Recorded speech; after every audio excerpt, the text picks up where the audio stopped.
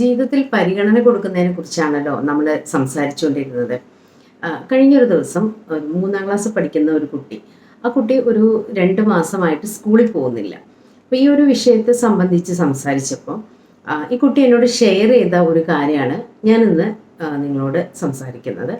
അതായത് ഈ കുട്ടി എന്നോട് പറഞ്ഞത്, ഞാൻ സ്കൂളിൽ പോവാത്തത് കൊണ്ട് എൻ്റെ ടീച്ചർക്ക് ഒരുപാട് മാറ്റങ്ങൾ സംഭവിച്ചിട്ടുണ്ട്. എൻ്റെ ടീച്ചർ ഇപ്പോൾ കുട്ടികളുടെ കൂടെ നിന്ന് ഫോട്ടോസ് എടുക്കാറുണ്ട്, അത് സ്റ്റാറ്റസ് ഇടാറുണ്ട്, അതുപോലെ റീൽസൊക്കെ എടുക്കാറുണ്ട്. മുൻപ് ടീച്ചർ അങ്ങനെയൊന്നും ചെയ്തിട്ടുണ്ടായിരുന്നില്ല. ഇതെൻ്റെ മനസ്സിന് വല്ലാതെ സ്ട്രൈക്ക് ചെയ്തു. കാരണം ഇവിടെ ഈ കുട്ടി ആഗ്രഹിക്കുന്ന ഒരു പരിഗണന, അതായത് സാധാരണ കുട്ടികൾ ആഗ്രഹിക്കുന്ന പരിഗണന ഈ ടീച്ചറിൻ്റെ കയ്യിൽ നിന്ന് കിട്ടിയിട്ടില്ല.